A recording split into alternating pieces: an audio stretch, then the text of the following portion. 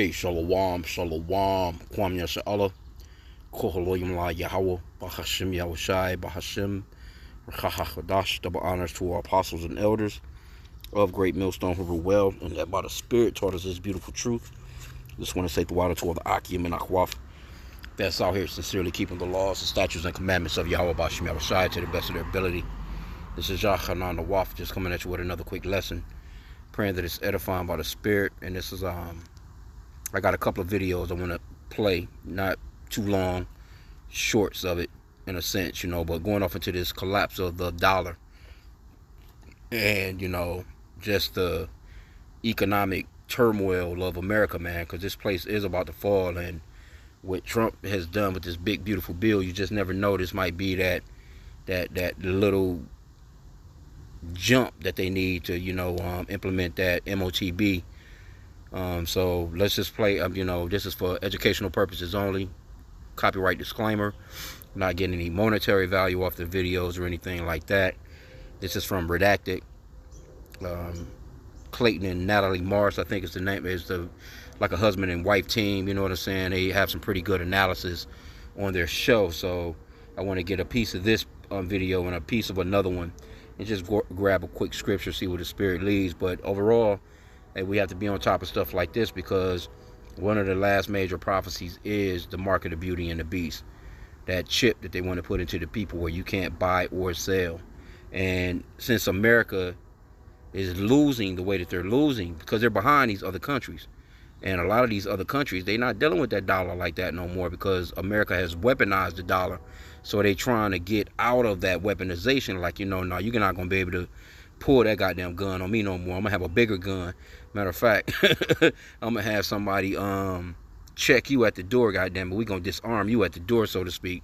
But anyway, I'm going to play a little bit of this video, and I'll get to the next video as well.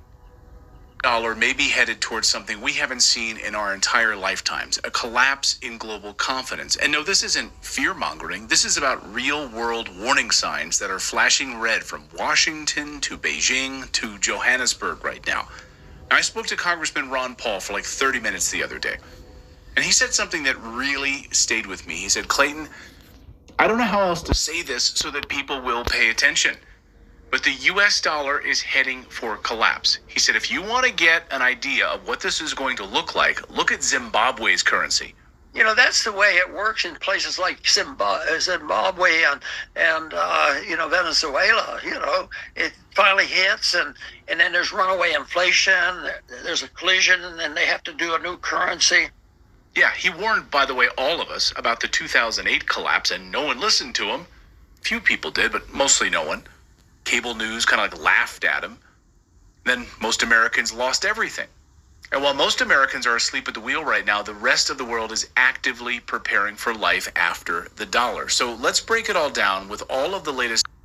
Okay, so that's pretty much what I wanted to get out of it. Yeah, this place is caving, man, and people not really paying attention to, the situation like that.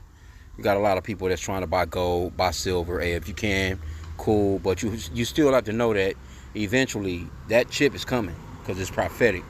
So now, let me grab this other guy. This guy right here, he generally, I think he's out of Florida. He kind of goes off into a lot of real estate, a lot of different shit that's going on as well. Michael Burr De Niro, if you want to, subscribe to a couple of these channels, just to get some little financial information, you know what I'm saying? He goes into some pretty decent stuff.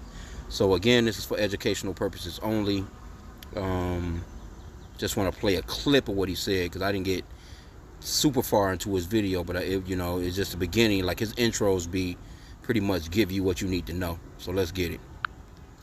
What you want to do is save hundreds when Liberty Mutual customizes your car insurance. That's great, but can you ask your... The limit if you earn...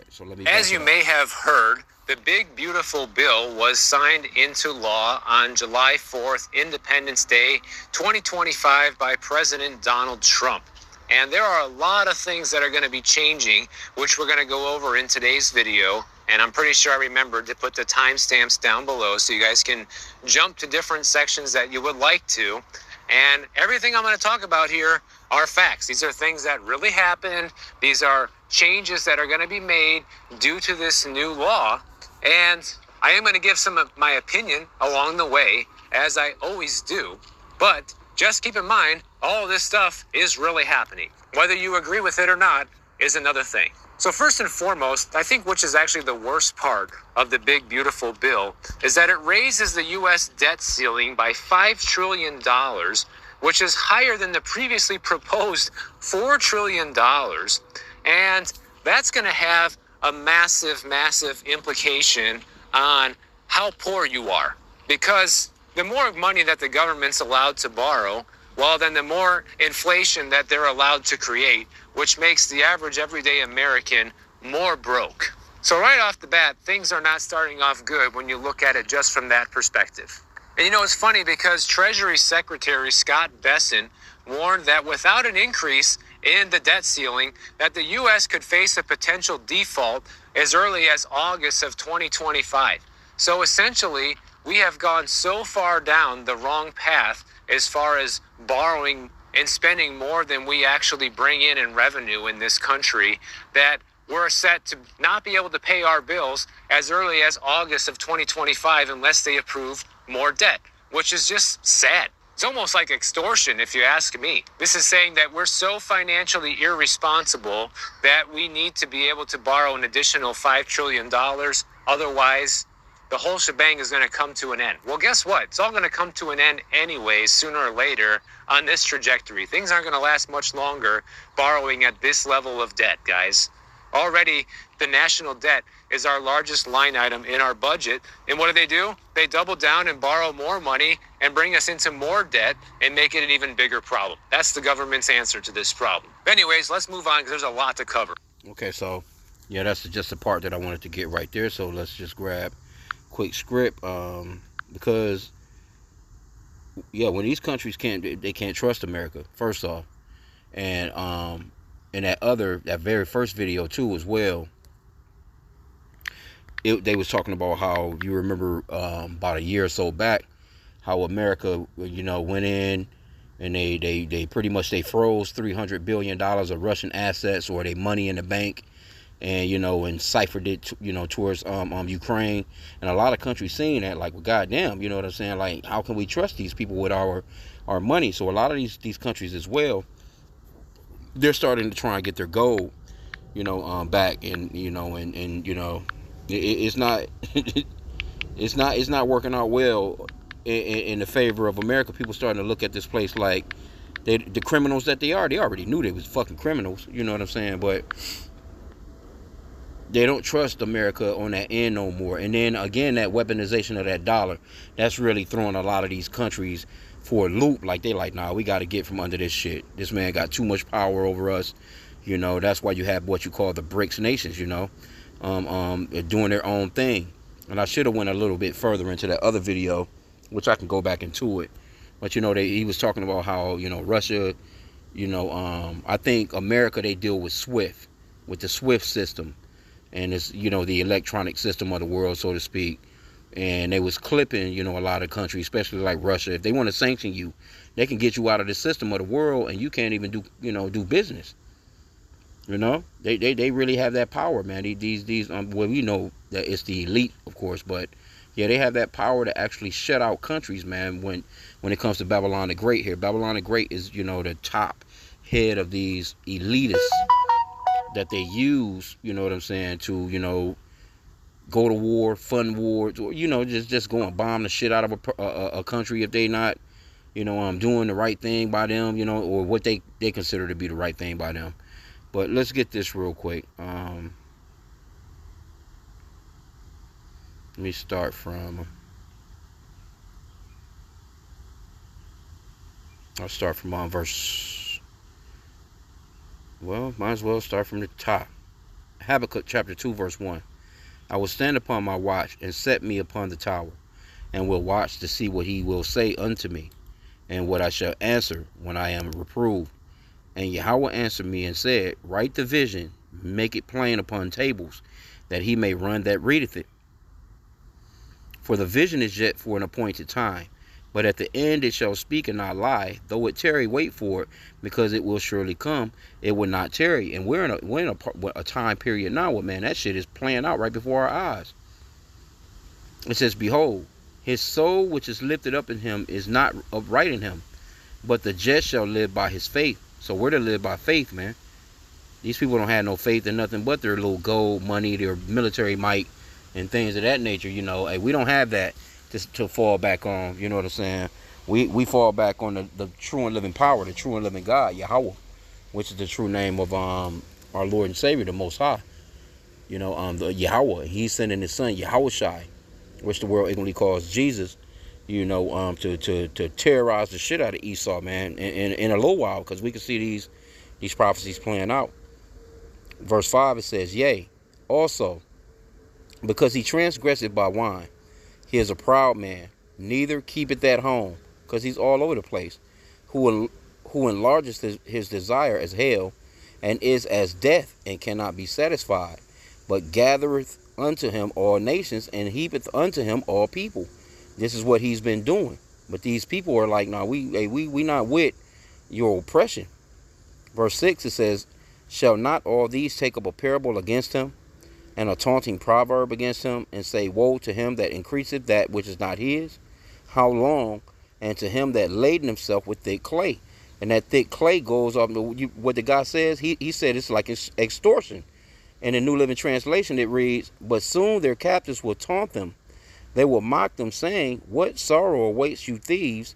Now you will get what you deserve. You become rich by extortion. See? But how much longer can this go on? And it's only the elite of the Edomites that's becoming rich, man. They leaving their you know, fellow citizens or their fellow brethren in the dust, man. They don't give a fuck about the rest of you Edomites eating. And Trump pulled up in there and made you feel like, you know, he was going to make everything great for you again. And that big, beautiful bill going to have your ass in the dust to go along with everybody else, man. Verse 7, it says, shall they not rise up suddenly that shall bite thee, and awake that shall vex thee, and thou shalt be for booties unto them. Matter of fact, in the NLT it says, suddenly your debtors will take action. They will turn on you and take all you have, while you stand trembling and helpless. And this is what's coming to Esau, man. Oh yeah, it's looking like it's about to rain pretty hard out here in a sec here. It says, because you have plundered many nations, now all the survivors will plunder you. You committed murder throughout the countryside, and filled the towns with violence. What sorrow awaits you who build big houses with money gained dishonestly? You believe your wealth will buy security, putting your family's nest beyond the reach of danger. But by the murders you committed, you have shamed your name and forfeited your lives. So it says, the very stones in the walls cry out against you, and the beams in the ceilings echo the complaint. What sorrow awaits you who build cities with money gained through murder and corruption? Has not the Lord of heaven's armies promised that the wealth of the nations will turn to ashes? They work so hard, but all in vain. So, and it goes on, and, you know, let me get out of the rain real quick. Just done picked up. I'm out on my porch, but I'll get under my awning here. Kind of sitting here trying to enjoy some of this little wind, man. It's been warm as of late. But anyway, yeah, you can see what's really going on out here, man, with Esau, man. The Lord is breaking this man down. And these other countries, they don't want, you know, they're going to come up against Esau anyway. I mean, as far as, you know, the Americas. Because the scripture goes off into how they're going to turn on each other. You know, that's a part of what's really going to happen out here, too, as far as this separation. That Matthew 12 and 25. Oh, yeah, it's raining real good. I know y'all can hear that in the backdrop.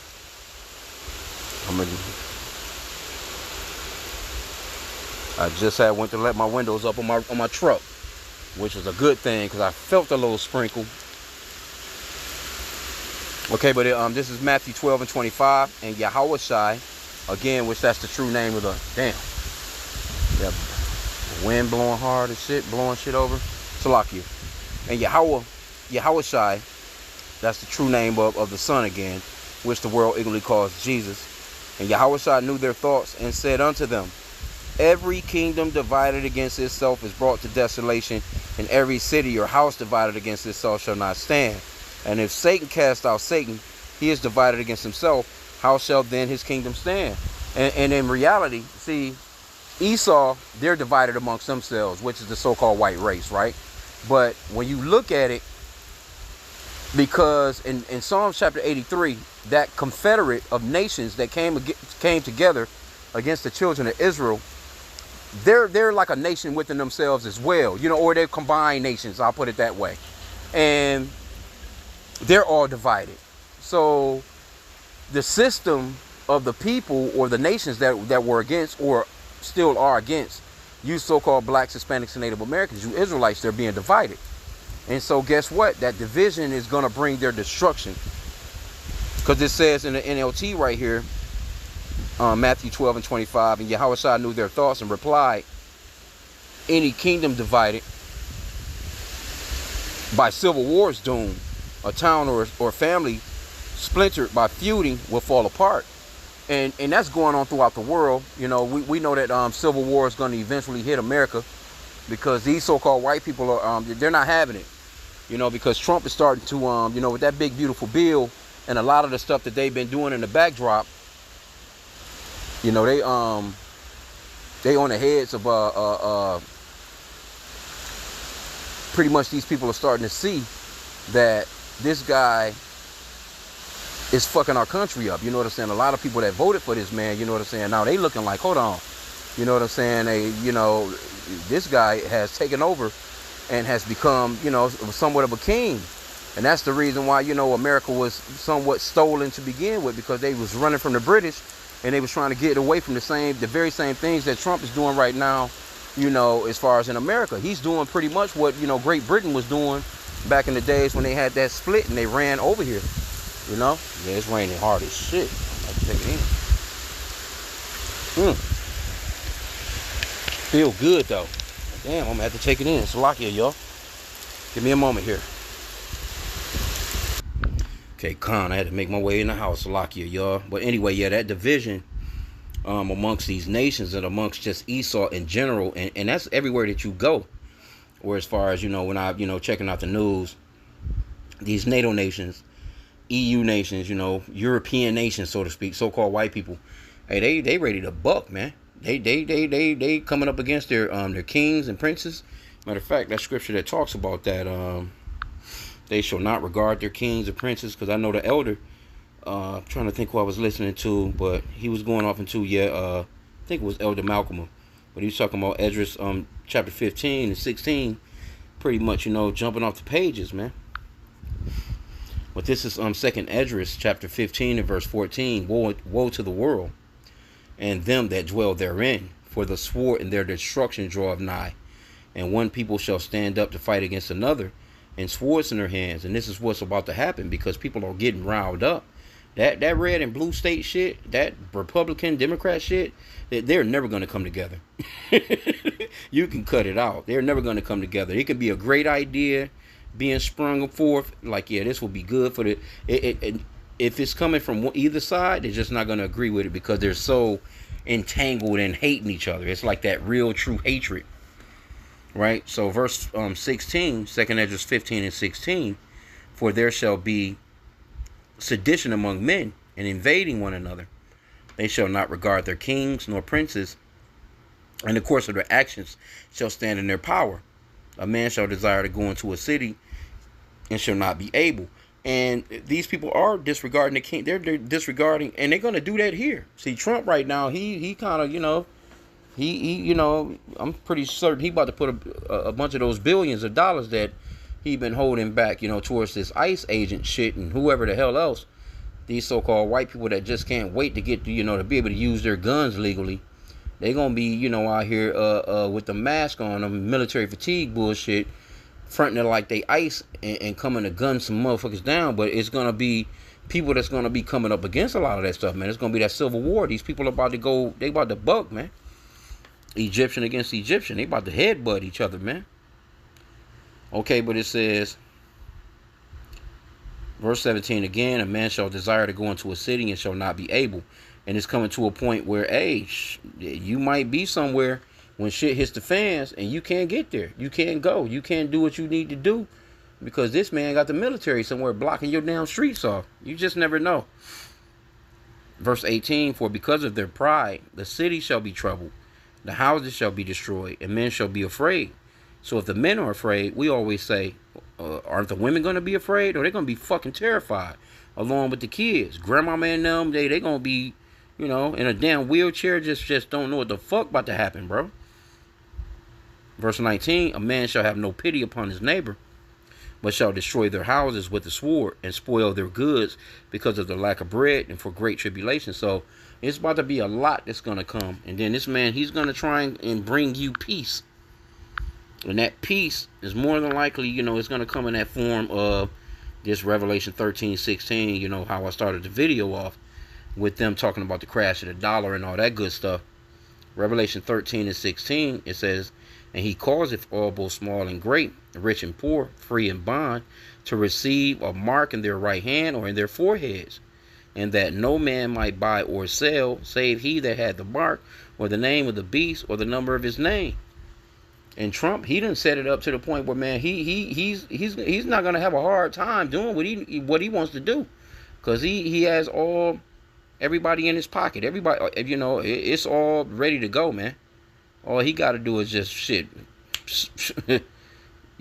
snap a finger and get shit popping, man.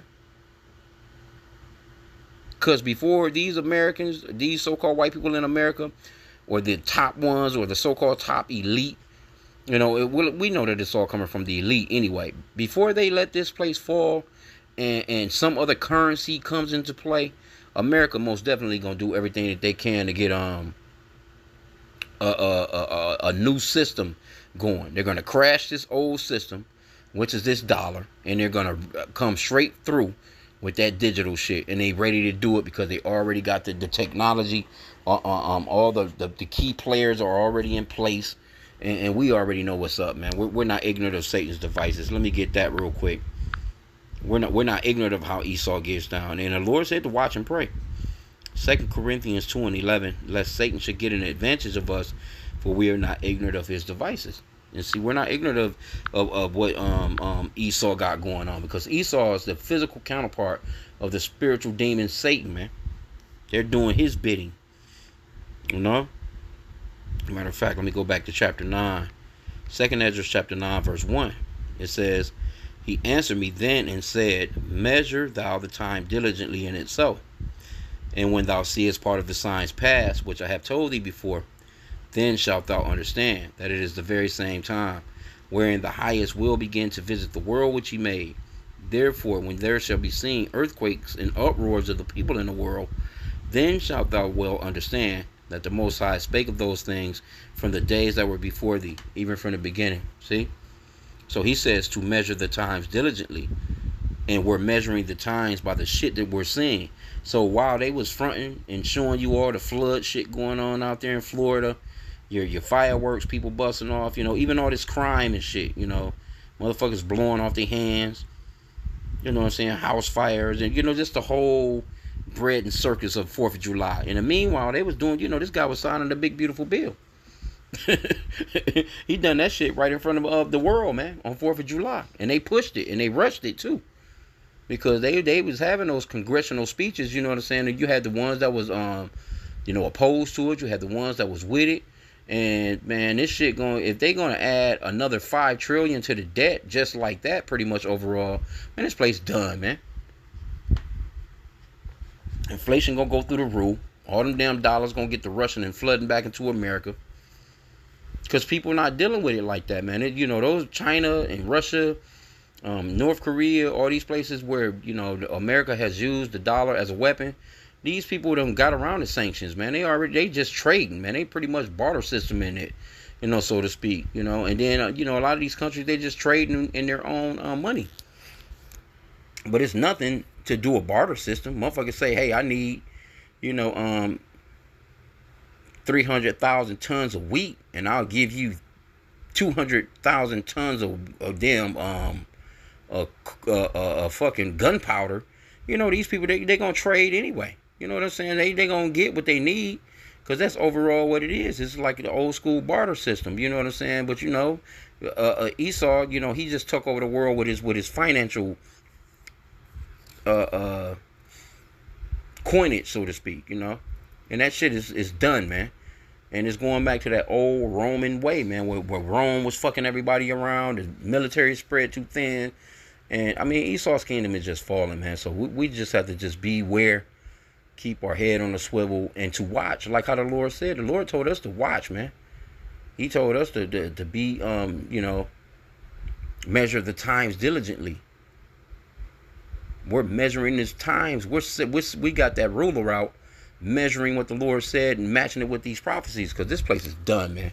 So I'm gonna end out there. I pray that the lesson was edifying. Let's just keep, and matter of fact, keep praying, because our prayers are going up and our prayers are being answered as to the fall of this man's kingdom. Matter of fact, I can end out with that. Ecclesiastes 25:7.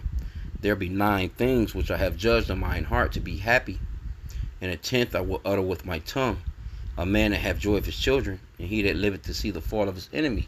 And that's what we're witnessing. We're witnessing the fall of an empire. We're living in the fall of an empire, the greatest empire on the planet that has ever been.